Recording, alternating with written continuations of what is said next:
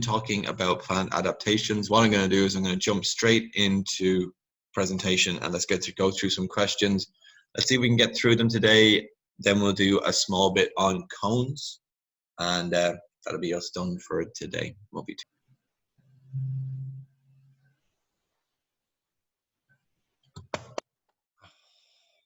We stopped here yesterday. We looked at question number 1. This picture shows how one kind of plant reproduces. Which part of the plant is the part that helps this kind of plant reproduce? We said it was D, the flower. Look at question number 3, please.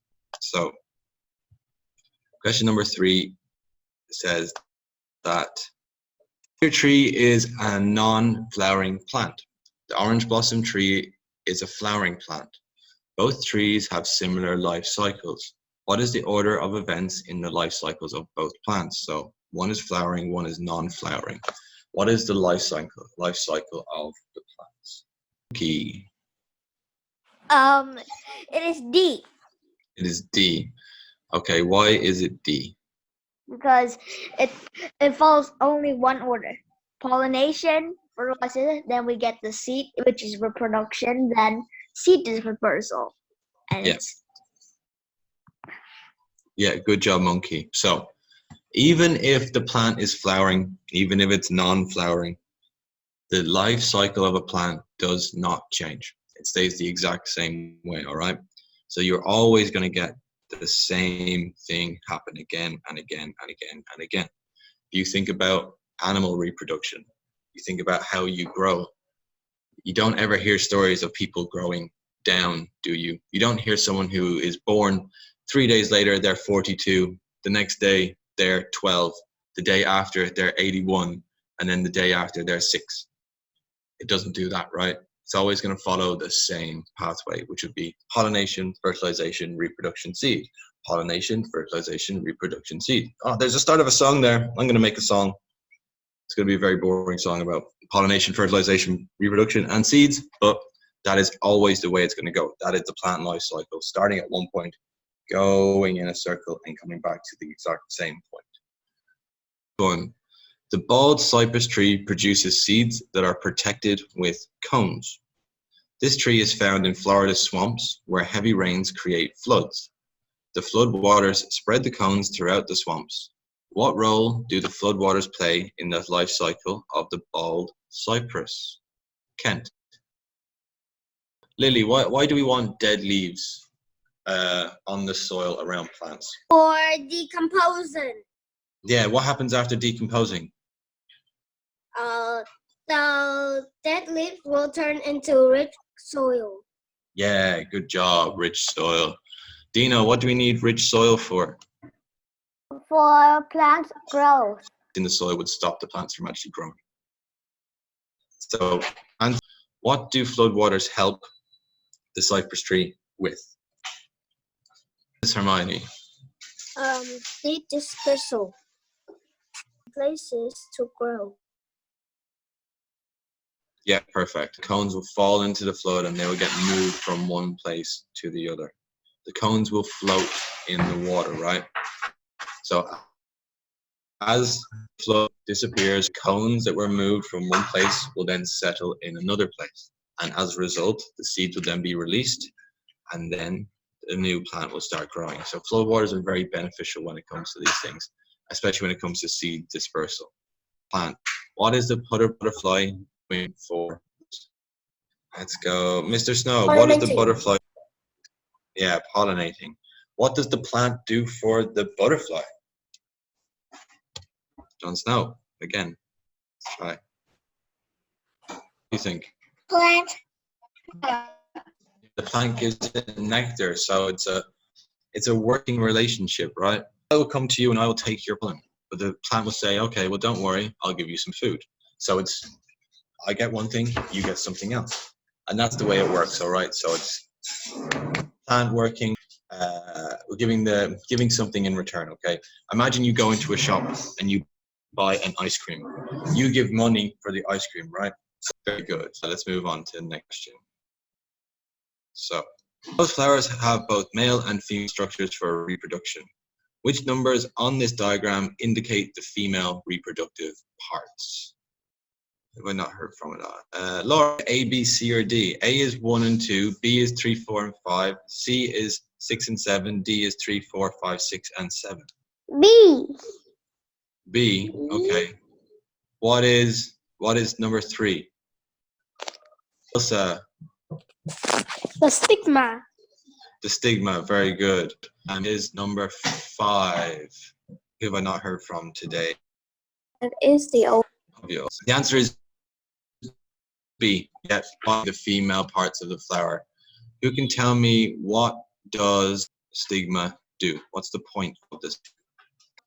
It grabs the pollen from the pollinator. Okay, cool. Minnie, what's the point of the style? It's let the pollen met the ovule. Yeah, go down to the ovule. And Elsa, what's the point of the ovule? To fertilize the seeds. Okay, no, so the ovule just holds the seeds, okay? The ovule is just where the eggs are. What is number 2? Sepal. Okay, what does the sepal do? Yeah, Bill, what is the job of the sepal? Who can tell me what is the job of the sepal? To keep the ovule safe. You're right about the keep safe, not necessarily the seed part, but you're right about the safe bit. It's just not. It doesn't keep the seed safe. Emily, what does the sepal keep safe?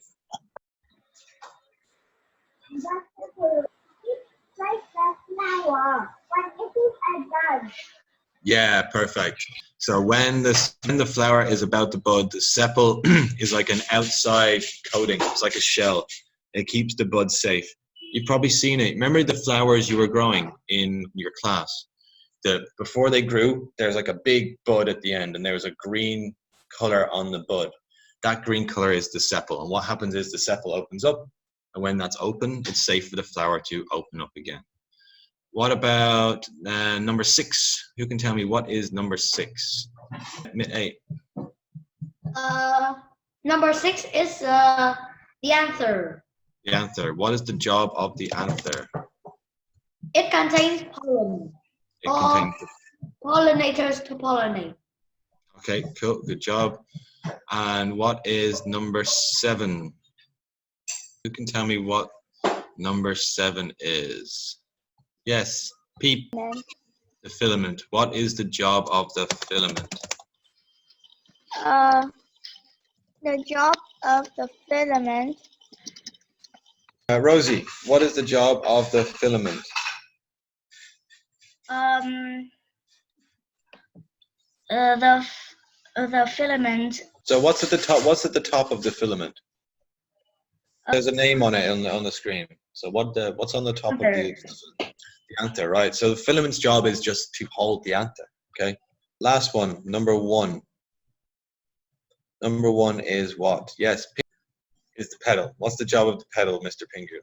It has bright color, so the insect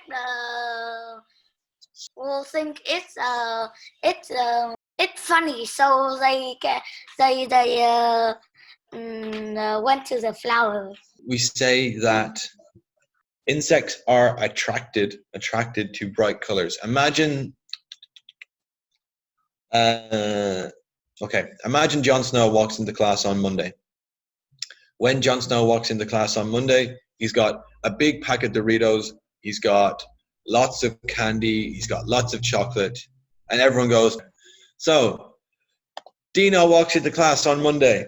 Dino's got lots of candy, he's got lots of Doritos, he's got milk tea, he's got milkshakes, he's got hamburgers, I got these cheeseburgers. So everyone looks at Dino and says, look at Dino. Dino's got all this nice stuff.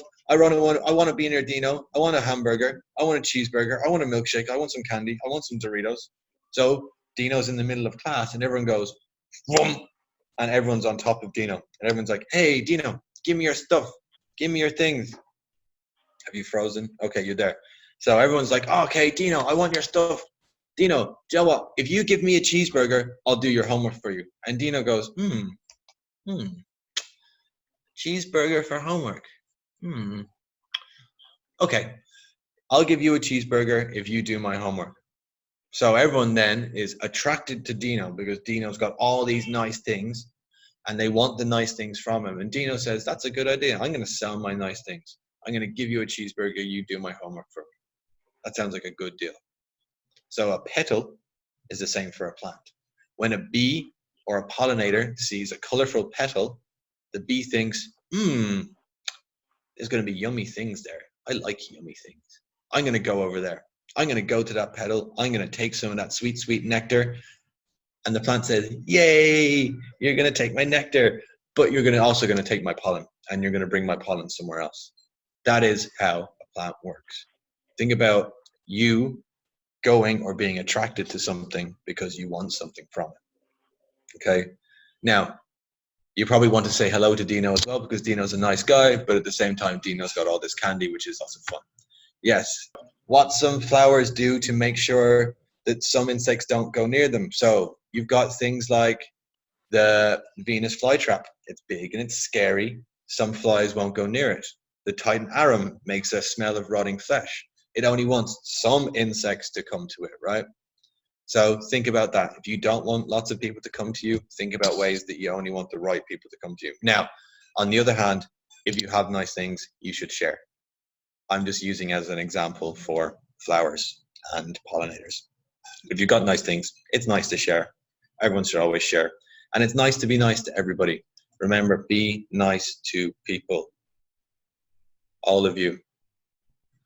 Okay, see, there's lots of different parts of a flower. Stigma, anther, sepal, style, filament, ovule, petal. Flowers aren't that big.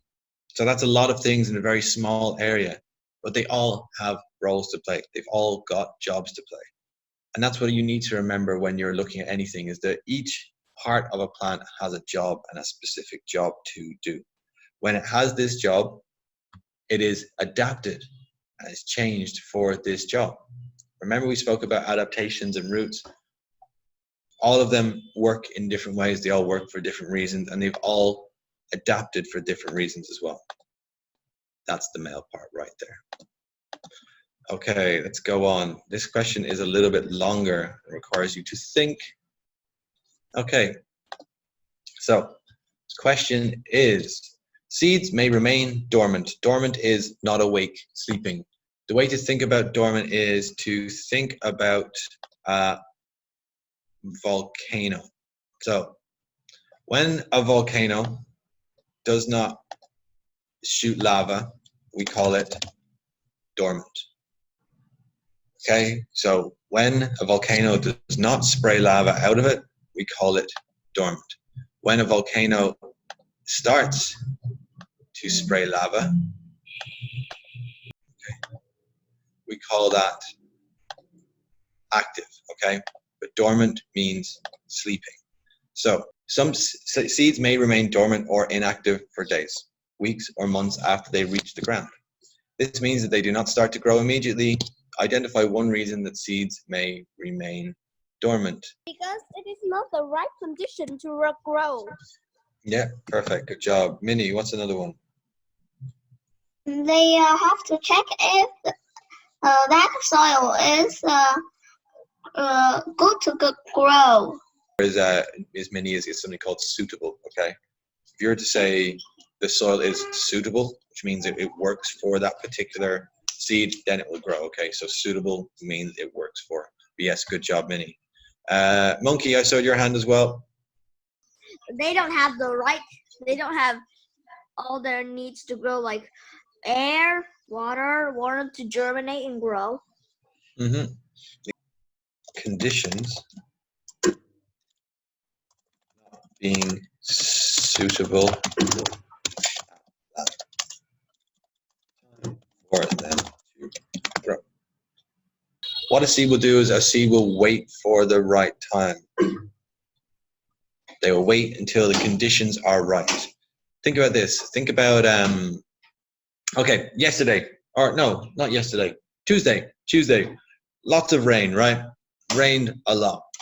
All of you that went outside to play on Tuesday, that went outside in the rain, you would be seeds that would not remain dormant.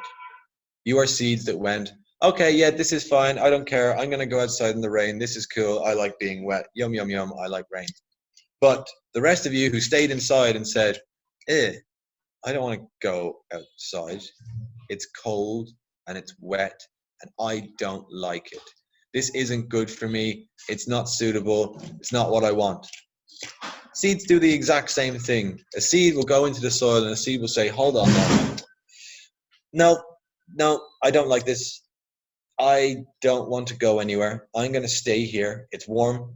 Why would I put a stem up there?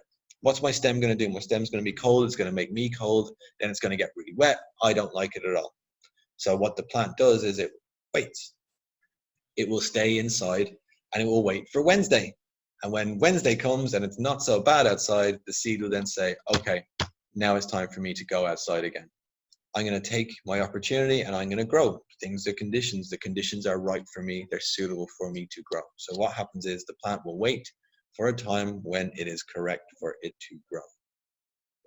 Describe how fertilization takes place in flowering plants. Describe what causes seeds to form and develop. Pick on B. B, you've not seen happen. When the insect bring the pollen from the plant and it drop the pollen in another plant. So what's fertilization? Male part and a female part of a plant join. Yeah, perfect. Good job, B. Well done. What we say is fertilization is when the male part and the female part come together and they fuse together and they make a seed. The seed is the reproductive part, but the fertilization part is when pollen, the male part, and the female part come together, they fuse together, and they start to begin making a seed. Yes, good job, B. Well done. So I found these pictures. If any of you are interested, there's a lot of really interesting resources. If you look up New Jersey State testing for plant adaptations, you get a long list of questions like this. These are just some examples, okay? Choose the most likely method by which the seeds in the fruit are dispersed. 4. The answer is 4. Carried on an animal's fur. Minnie, you there? I can't hear you. Why do you think it's number 4? The seeds are like to stick on the animals. Yeah, so look at that line. We've got hooked spines, okay? So they've got hooked spines to stick onto the animal's fur. What else do you think those hooked spines do? Dino? Protect the seeds from animals who like to eat it. Yeah, exactly. Remember that plant forming function can have multiple things, right? It doesn't just have to do one thing. A root absorbs water from the soil, but what else does it do? It actually anchors a plant into the ground as well to make sure it doesn't go anywhere. Okay, question 11. Sindhu was gathering ladyfingers. Ladyfingers are just they're a type of flower. She saw some of the dried ladyfingers bursting open and the seeds being flung out. In what way does bursting of the ladyfingers help the plant? The seed will spread forward and then grow better. Yeah, exactly. So some plants use bursting to send their seeds everywhere. I've never seen it. I'd actually like to see it. It'd be kind of fun. But you need to put like explosion sounds when it happens to make it a little bit more interesting and funny. So yeah, as Monkey said, it helps with seed dispersal. Okay, everyone, we've got less than a minute left. Good job today. I'll send you this presentation. I'll send you some more questions like this. And what you can do is go through them and choose the correct answers. It'll just be 5 or 10. Okay, everyone. Thank you. Goodbye. I'll see you tomorrow. Have a good day.